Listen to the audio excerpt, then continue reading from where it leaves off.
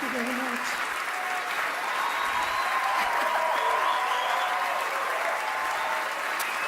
Thank you. Thank you very much. Thank you. Please sit down. Please sit down. Thank you.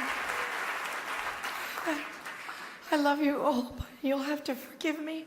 I've lost my voice in screaming and lamentation this weekend, and I have lost my mind sometime earlier this year, so I have to read.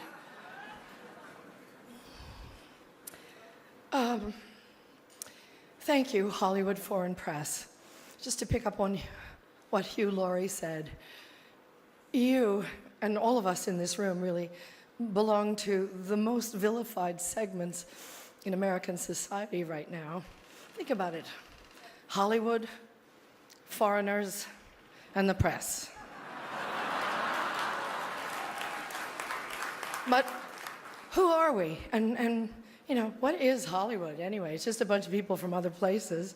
I was born and raised and educated in the public schools of New Jersey. Viola was born in a sharecropper's cabin in South Carolina, came up in Central Falls, Rhode Island.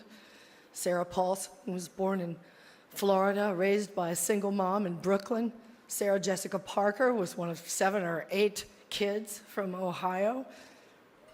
Amy Adams was born in Vicenza, Veneto, Italy. And Natalie Portman was born in Jerusalem. Where are their birth certificates?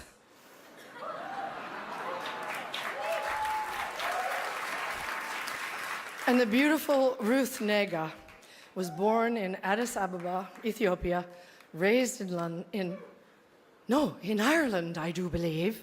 And she's here nominated for playing a small-town girl from Virginia. Ryan Gosling, like all the nicest people, is Canadian. And Dev Patel was born in Kenya, raised in London, and is here for playing an Indian raised in Tasmania. So Hollywood is crawling with outsiders and foreigners. And if we kick them all out, you'll have nothing to watch but football and mixed martial arts, which are not the arts.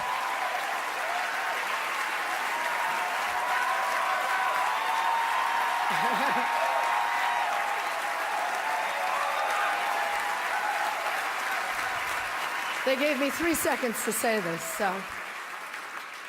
An actor's only job is to enter the lives of people who are different from us and let you feel what that feels like. And there were many, many, many powerful performances this year that did exactly that, breathtaking, compassionate work. But there was one performance this year that stunned me. It sank its hooks in my heart, not because it was good. There was nothing good about it. But it was effective and it did its job. It made its intended audience laugh and show their teeth. It was that moment when the person asking to sit in the most respected seat in our country imitated a disabled reporter, someone he outranked in privilege, power, and the capacity to fight back.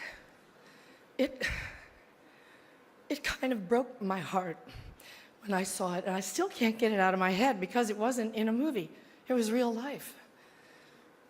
And this instinct to humiliate, when it's modeled by someone in the public platform, by someone powerful, it filters down into everybody's life because it kind of gives permission for other people to do the same thing. Disrespect invites disrespect. Violence incites violence. When the powerful use their position to bully others, we all lose. Okay, go up with that thing. Okay, this brings me to the press.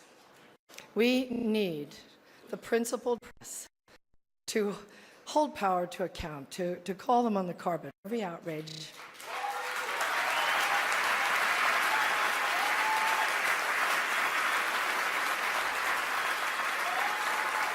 That's why our founders enshrined the press and its freedoms in our Constitution. So I only ask the famously well-heeled Hollywood Foreign Press, and all of us in our community to join me in supporting the Committee to Protect Journalists, because we're going to need them going forward, and they'll need us to safeguard the truth. One more thing.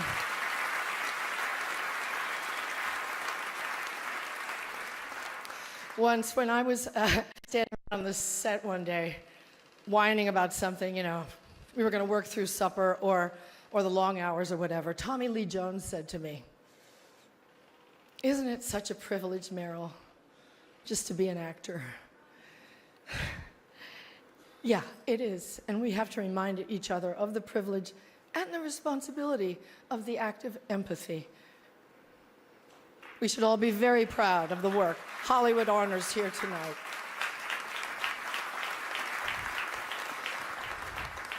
As my friend, the dear departed Princess Leia, said to me once, "Take your broken heart, make it into art." Thank you for it.